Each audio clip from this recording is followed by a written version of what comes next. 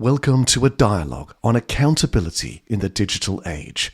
A dialogue with representatives of a global, multi-stakeholder community.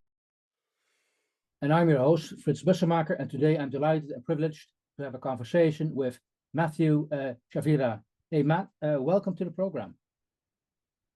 Hello there, Fritz. Thank you so much for having me. It really is an honor. Hey, let me introduce you to our audience. You are the CEO of Profits of AI, Global Director of Artificial Intelligence Partnerships, Head of Partnerships with Hanson Robotics, and also Global Director of Artificial Intelligence at the International Advertising Association. I probably left out some details as well, but thank you again for coming on the show. Now, thank you so much. Our regular guests have an academic background, a governance background, business background. This is the first time I'm actually talking to an AI kingmaker, as it were. Okay, sorry, bad joke, but I did notice that in your role, you actually promote people to come on stage, on the global stage. And Precisely. Yeah, so I want to talk about who is on that stage, and also what's your take on, are we, given your other roles you have, are we having a balanced discussion on a global level? And what is your capability to tweak that discussion if needed? Yeah, absolutely. I'd be very happy to cover all of that. Where do you think that we should begin? I think that for me, the best part is probably in connection with my role as Hanson Robotics at their head of partnerships, because that kind of led into everything else that I'm doing in the world. Well, within the AI robotic space, Hanson is very much a household name. For those people who do not know Hanson, please explain what Hanson Robotics is. Yeah, sure. Hanson Robotics is the creator of the world's most famous humanoid robot, Sophia. Sophia was announced and brought to the world at South by Southwest in Austin, Texas in 2016 on Valentine's Day, no less. So she is a product of love. And ever since then, it's been my goal and my job to bring Sophia into as many events globally as possible, to spark conversations surrounding what does artificial intelligence pose for the future, and how does specifically embodied AI influence that discussion around artificial intelligence and its impact in the world. Okay, and how is that? So Hanson Robotics is, our goal is to make the most lifelike robots imaginable. And in the process, imbuing them with AI, because when you embody artificial intelligence into a platform, a humanoid platform, specifically a humanoid platform, it in many ways represents the most compelling avenue by which to have conversations about artificial intelligence, to learn about it. Because as humans, we're innately drawn to things that look like us, that emotion, establishing that emotional connection is really important for what we do, and is at the core of it, actually. Okay. Hey, Matt, there's so many questions I need to ask you, but one question I want to ask you, have you experienced a cultural difference when you present Sophia, when it proceeds, or Sophia presents itself on stage in various societies around the world? Yeah, that's a great question. So that shows up in many ways. There are definite differences. At this point, Sophia has been to almost 100 countries globally. I've been the primary person responsible for engaging with most of those countries. Universally, I will say that the response is well received. It's always really engaging to work with and meet a humanoid robot in person, right? There's also this concept called the uncanny valley, that the more the more similar you make something look like a human, the more convincing that it is with the knowledge of it, knowing that it's not, the more uncomfortable that that makes people. And so we've experienced some of that, of course, in our travels. I wouldn't say it's localized around any one particular country or region, but there's always inevitably this dynamic within some people that they are just innately uncomfortable with meeting a humanoid robot. Okay, I'll challenge you there, because to what Yeah. extent would you be maybe biased in a silo? Because what I'm thinking of, that was always what I alluding to, is I was thinking of a quote which James Cameron, the movie director, made just last year in Yeah. People's Magazine, where he basically Yeah. said, "Guys, I told you so. It's us against the machines." In the Terminator movie, I warned you. And I also believe that Arnold Schwarzenegger, who started in that movie, actually told his audience, "Look, hey, listen to James. He told you so. He warned us 40 years ago." So Yeah. you see this um, negative connotation, negative association with a robot. It's us against the machine. And that is maybe how the general public, and maybe because of the general public, also policymakers view this, which is different, slightly different, or I don't know, hugely different when you go to a community where people interested in robots gather, all those around the globe. Yeah, that's a great point. And to that, I would say it is within our own best interest to be very careful about how pervasive we let science fiction dystopian narratives influence our perception of these technologies. Because in reality, you look at not just Hanson Robotics, but many of the manufacturers of humanoid robots, which it's really ramping up right now. There's a lot of companies coming into the scene. You look at the kinds of companies, the people who are behind them, they are done with some really incredible and brilliant minds behind them that are thinking very deeply about the ethical implications of how these technologies are going to show up in the world, and are taking great strides to ensure that this technology doesn't disrupt our society in too heavily a way. Jobs aren't lost. Like, there's a lot of considerations at play. But in my experience, these companies behind these robotics platforms are thinking about this daily. And I also would assume the people behind those companies again, and that's where you come in with your, you could say, prophets of AI. Yeah.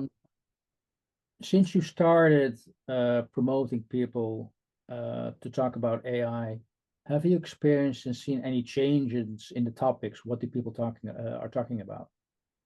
Yeah, of course. I mean, to the obvious one, when generative AI kind of really showed up in a big way a couple years ago, that I don't think that anyone really had foreseen this how pervasive this technology was going to be, how impactful it was. So a majority of the conversations that I am aligning around with these conference organizers tend to be around how generative AI shows up in the world, and that it does in so many varied ways that I help them flesh out and highlight. Okay, now when you these conferences do they tend to be I would call them in-crowd conferences, so people who are knowledgeable but just want to know more, or do you also cater for you could say the uninformed people in this world, so the more the general public, if I may? Yeah, so I think that this is a good point to kind of diverge from the history that I have with Hanson Robotics, and lead into this role of prophets of AI. So in the role of Hanson Robotics, working with Sophia, 100 countries around the world and growing, she gets invited to the most incredible stages, truly the top stages around the world. And through that experience, through that work in aligning with these conference organizers, I came to know not only them, the people who are actually producing these events, but also Sophia was working on engagements alongside other really notable, remarkable people within the AI and robotics industry, philosophical industry, that I came to be acquainted with through this work. So it was this natural progression that over time I came eventually I had such a great contact list. I said, I need to do something with this list. I have all these people in artificial intelligence working on some really remarkable things. I have all these conference organizers. Let's put them all under one roof and create a company. And that is really how the foundation. So without Sophia, my company, Profits of AI, would not exist. And from there, it's been my privilege to work directly with conference organizers to highlight the most shining examples of artificial intelligence. And like I said, generative AI is a really big topic of conversation right now. And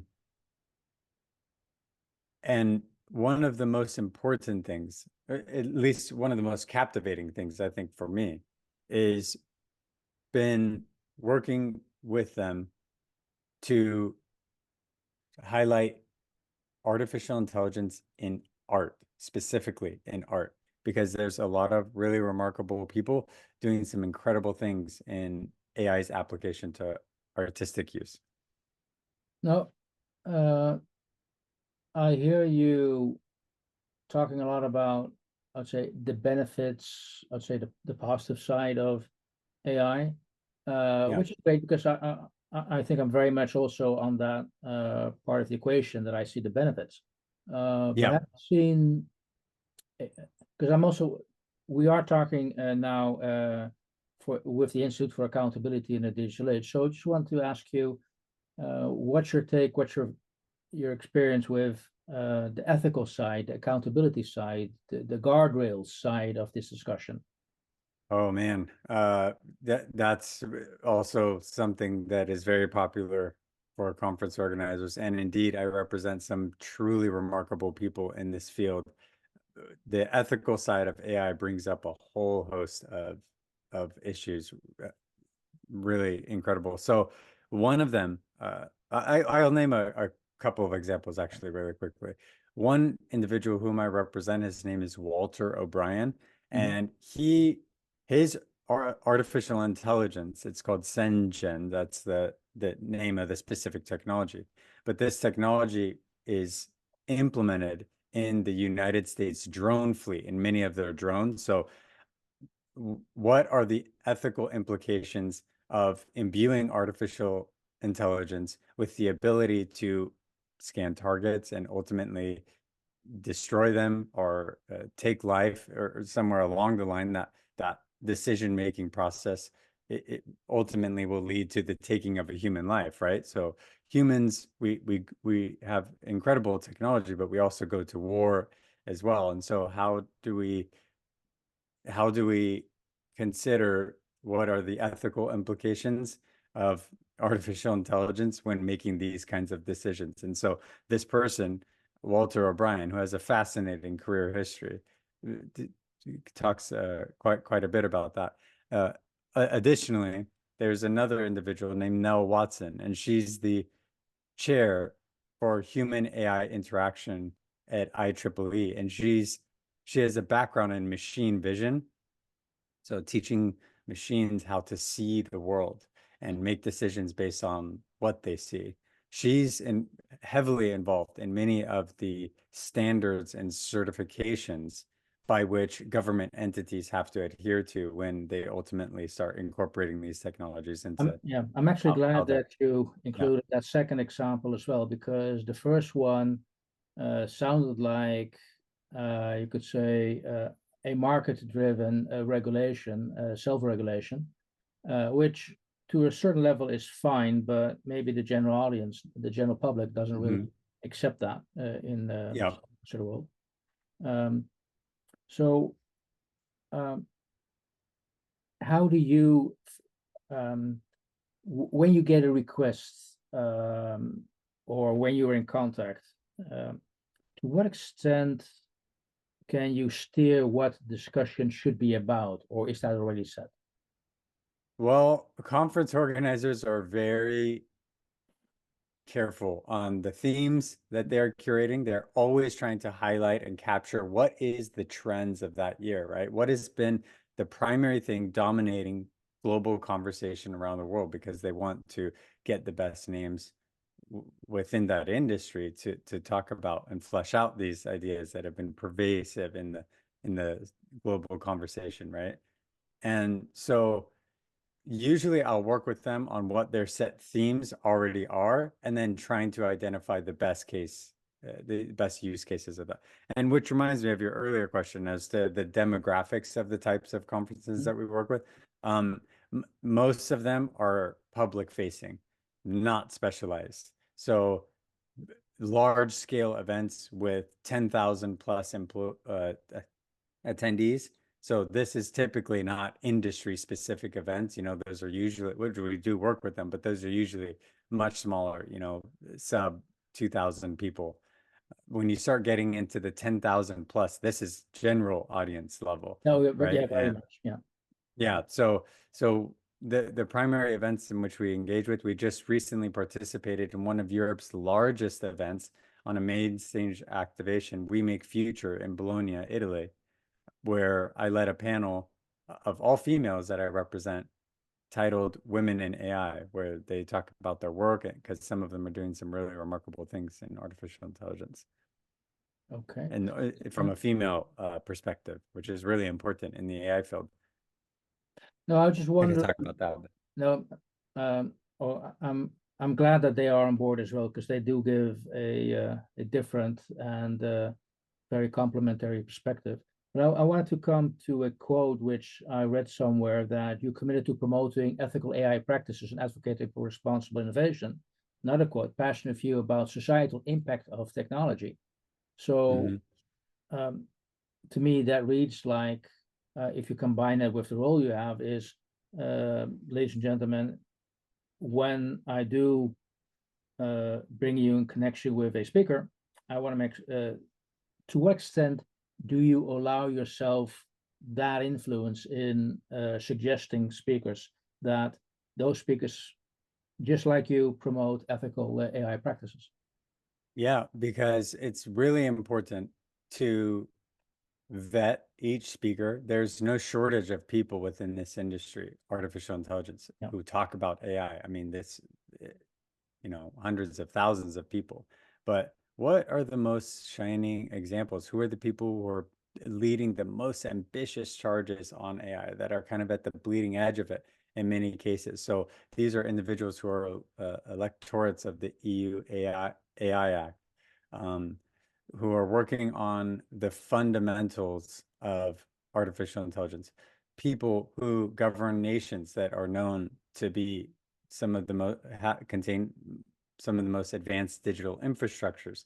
These are the kinds of individuals whom we seek out and for Okay. representation.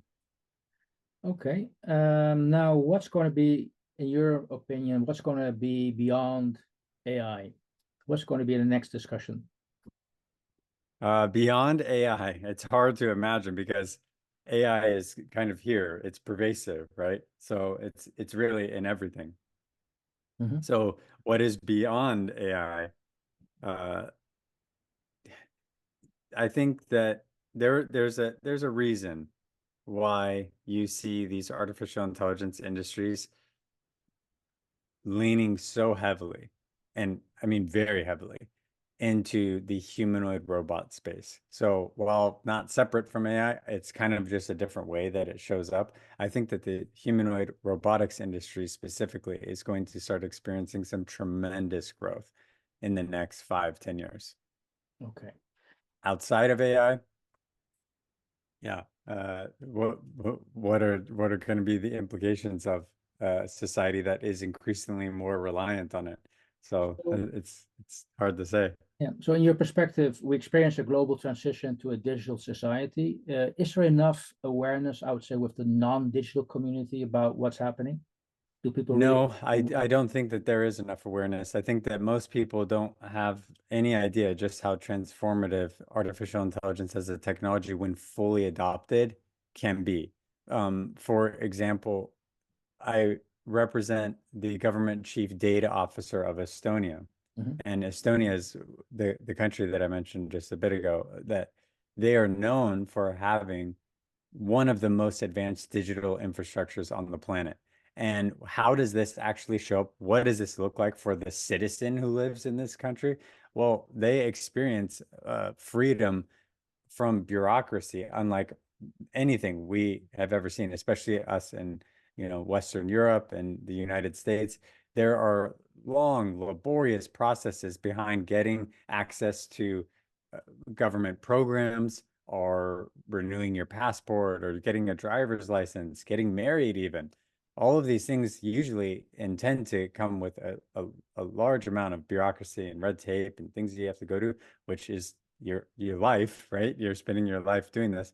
So through the adoption of artificial intelligence, the Estonian government has given all of that time back collectively. This is hundreds of millions of hours across the entire country that they've given back to their people, where they're now being productive in their society, contributing to it, right?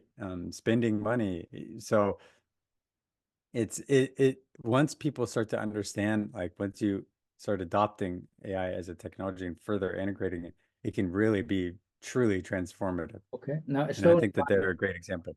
Estonia might be the exception, but with Mhm. that knowledge, how's that knowledge on a global stage?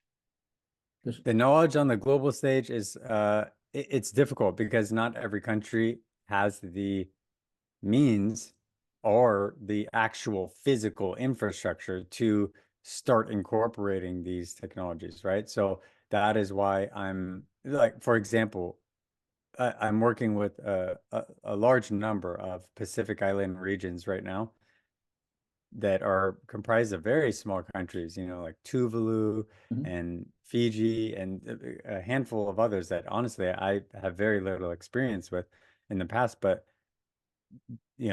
these countries, these island countries, they don't have the kinds of infrastructure by which to build on as effectively as we could say. So how do we do that? How do we bring that to them?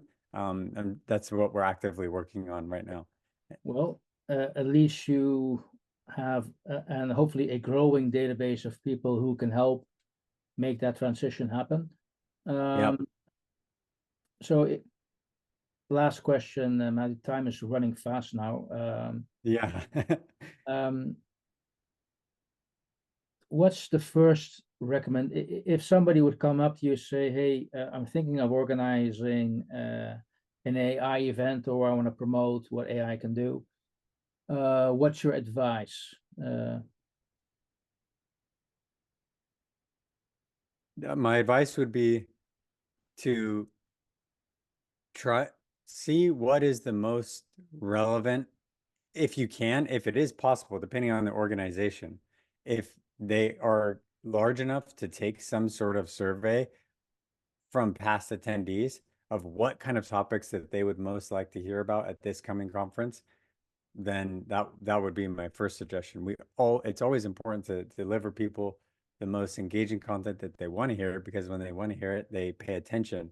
When they pay attention, it influences their perspective, and then they take that perspective outside of the event and influence the world with it. So that's why the live events industry, I feel, is so important. It's so special in many ways, because really it represents an opportunity, a platform by which people can go out and change the world and get new perspectives. That's why they're there. They're there to learn about new ways of viewing the world. Okay, well, I'm so happy that I've talked to you, because you are behind so many great names, as mentioned, in this AI domain. So hopefully we will able to reach out through you to those people, and ask them to share their knowledge on what's happening. And Yeah, but thank you so much, Fritz. And you're doing some pretty incredible stuff yourself too. So yeah, yeah.